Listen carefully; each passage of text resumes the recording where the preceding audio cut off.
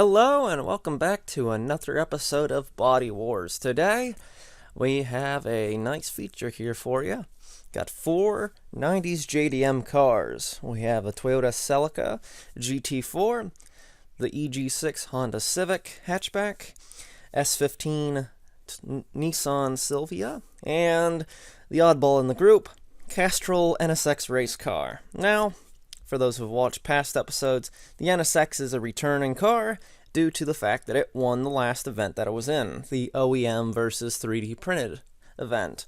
However, it's joining us on the 90s JDM race, as it does in fact meet the requirement. So, we'll compare these cars, and then throw them around the track and see how well they do. Starting off with our returning car is the Castrol Acura NSX. This car is the only OEM body in this list, and is also our lightest at 36 grams.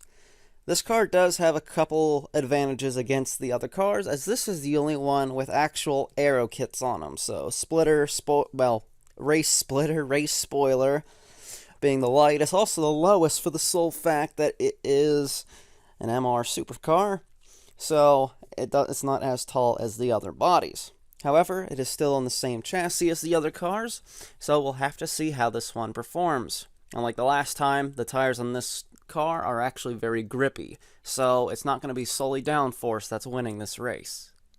Our next car is the second lightest car in the group at 39 grams, the EG6 Honda Civic. Even though this car is a hatchback and relatively tall, it is the shortest car that we have here at the track. While this is a rear motor Mini-Z, it just barely slides onto it as the back end is excessively short.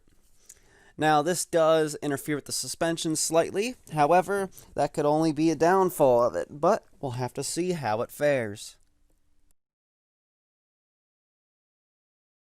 The next car on our list is the S15 Nissan Silvia. This car comes in at 40 grams and is surprisingly heavy for the sole fact that this is the only custom car out of this list that has a Lexan window. Now, this normally would decrease the weight of the car, as it is a huge gap in it for a placement of a lightweight piece of Lexan. However, this car is mostly heavy because it did need a lot of primer to fill in the gaps, as I did not use resin on this one, nor the Celica. However, unlike the Civic, this car has a pretty decent spoiler on it, so we'll have to see how it performs. For our last car, and considered to be the heavyweight of the group here, even though it is one of the lightest heavyweights we've had at 41 grams, the Toyota Celica GT4. This car may be considered a heavyweight in this group, but being probably the lightest heavyweight in the group, it's only 5 grams heavier than our lightest car, which is very surprising for the fact that all these cars have had very different body shapes. But this car does have a bit of a disadvantage. It is very round. It does not have any sharp splitters like the Silvia or the NSX. However, it does have a nice meaty spoiler. This could lead to some understeer, but we'll have to see. Now it is time for the track synopsis part of the video, to where we go over the track that we have for this race. Now, this time we do have quite the tight city course, as most of our last tracks, they were more open, where the first one, it was a big open figure 8, the second episode was drag racing, and the last episode was more of an open road course. However, this is a very tight city course, to where each part of the track is only 1 square wide. And there are very sharp 180-degree corners, as well as 90s. Now, something very interesting on this course that I have yet to have and just made is that bridge that we've gone over multiple times now. This is something that's very interesting add to the track, as because the cars go up and over, there's a part where the cars react to a very low gravity portion, to where the force of the car is going up and over, and that reduces the grip of the tires on there. While it is a straight line, it is a lead up to the corner, which can be very devastating, especially if the car is going very fast and actually catches air. So, that bridge might be the make or break point for a couple of these cars, but we'll have to see.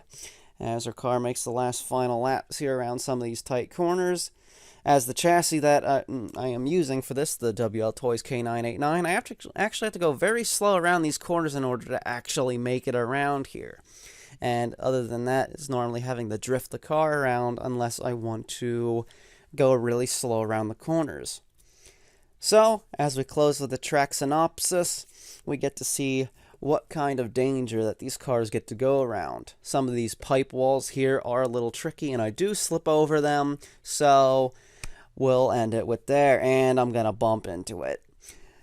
So I'm a clown at driving this, but don't worry, this is the last lap, I promise. So, we'll get the car lined up, and we'll go racing as we cross our finish line one more time. And lastly, to show you how we're doing the race, I am using the Easy Lap Z-Round that I just recently got from the Kyosho website. So, each race is going to be 2 minutes and 30 seconds, solely based on time, and not counting down laps. The whole point of this is to see who can grab the fastest time. The reason why we're not doing a total amount of laps is because I do crash, as well as sometimes I just have really bad laps. But then, as long as I at least squeak in one really good lap, that's going to be what is going to determine this. And some of these cars, I do get a really good lap. Some of them, I was thinking that, oh, this should be a really good lap, and it turns out it was not my fastest. So, while kind of disappointing at that point, but it at least shows that I got faster laps. So, we'll run all the cars then. We'll look at the final times to see who was the winner.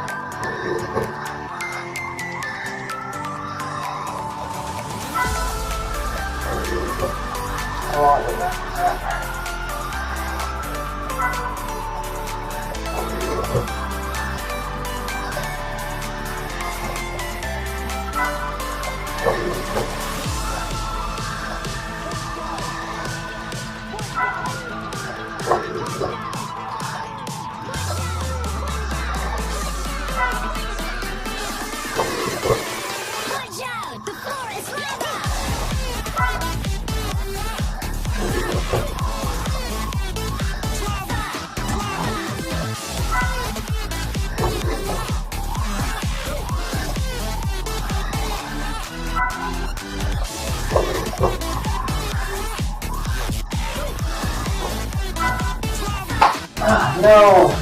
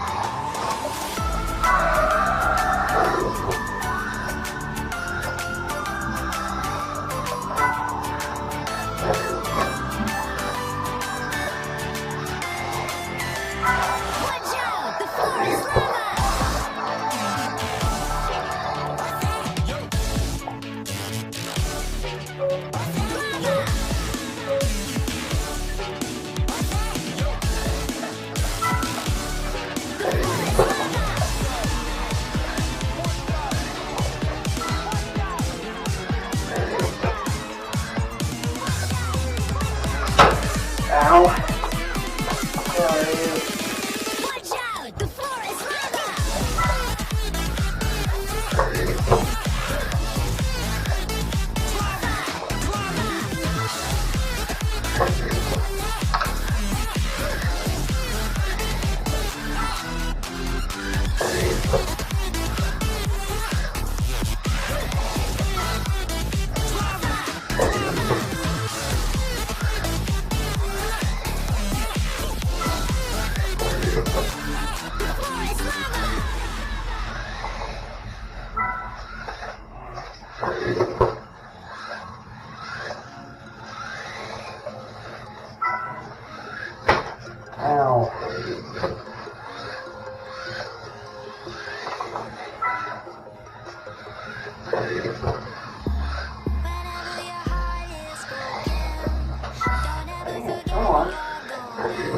careless. I'm calm now.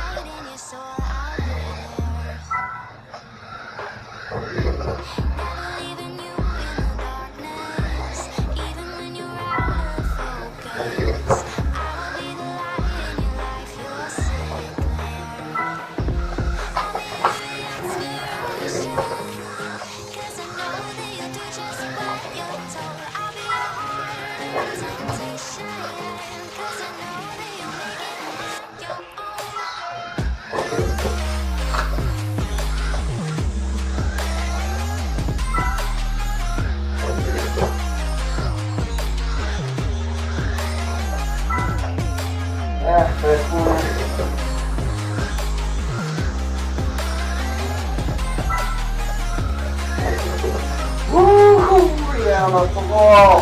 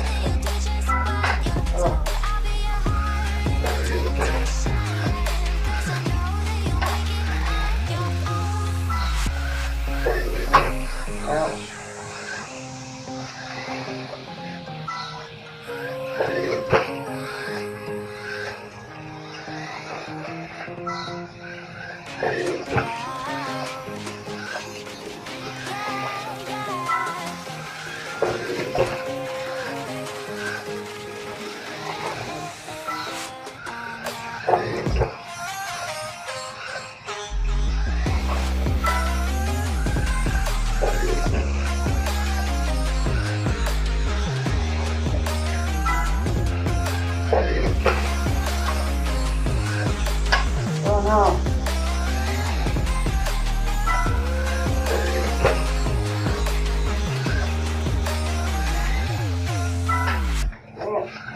Oh God. Come on, man.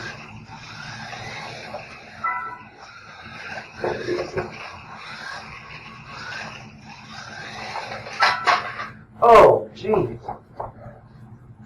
Sucked right.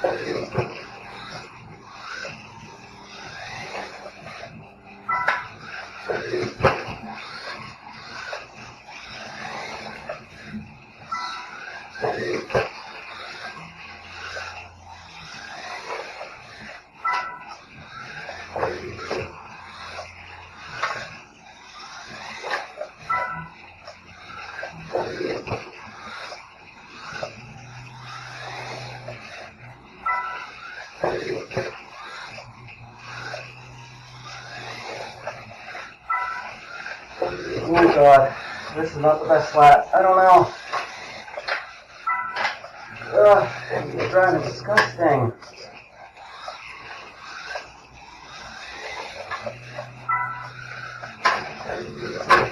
Come on, man.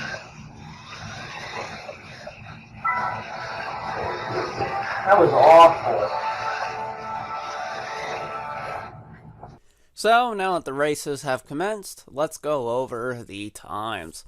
In fourth place, we have the Toyota Celica GT4. Its fastest lap after 22 laps was 6.118 seconds. And this was done on the 21st lap, so it took me quite a while to warm up to get to that time, even though I did have some close ones, like lap number 5 at 6.15 seconds. However, other than that, I did slack quite a bit. But I also had a couple crashes here on lap 12 and lap 15. Coming in third place is the Nissan Silvia S15. I was able to complete 23 laps with this, having my fastest on the very last lap, so that was very, very close to losing to the Celica. However, other than my one crash I had on lap 2, my times were a little better this time around, but that 6.002 is noticeably faster than most of the other laps, except lap 15. That's the only one that didn't have a 0.1 after it. Coming in with the upset loss is the Acura NSX race car, with the fastest lap of 5.97 seconds on the 16th lap. I was able to get 23 laps on this car, but I did have one crash at lap 12. However, my laps were pretty noticeably better than most other cars. Most of my lap times I had were nearly tailgating the Celica's fastest lap. And still, I had one lap on lap 5 that nearly tied the Silvia. So while most of these laps are nearly driver error, I was able to get the fastest out of the NSX over the other two just on one lap. Now this is where most of the error comes in on these. However, well, fastest lap is fastest lap. No one can repeat themselves more often. And then coming in with the surprising victory in first place, the EG Honda Civic hatchback. This car was surprisingly good around this track as it had quite a bit of consistent laps, most being in the 6.0 region, where most of the other cars could barely keep average, let alone touch. Poor Celica was left behind by this car multiple times, but its fastest lap of 5.927 on the 22nd lap after a total of 24 laps is very good. I almost had a winning lap on lap 7 just there, but I was able to beat it once again on the 22nd lap. But I do think that there are a couple reasons as to why this car won. Aligning both of these cars up from front to back, it turns out that the Civic is about a good centimeter shorter than the NSX. While normally this doesn't matter on a short city course like this one, the fact that the Civic is shorter allows the car to rotate at a faster speed, making it able to corner quicker than the NSX. And that is going to conclude our episode 4 of Body Wars. Now, to some that are wondering that there might be a specific JDM car that was missing from this, don't you worry, there's going to be a whole Body Wars episode just based on that the generation line of that car. So, we'll see that episode then. See you guys in the next one, and goodbye.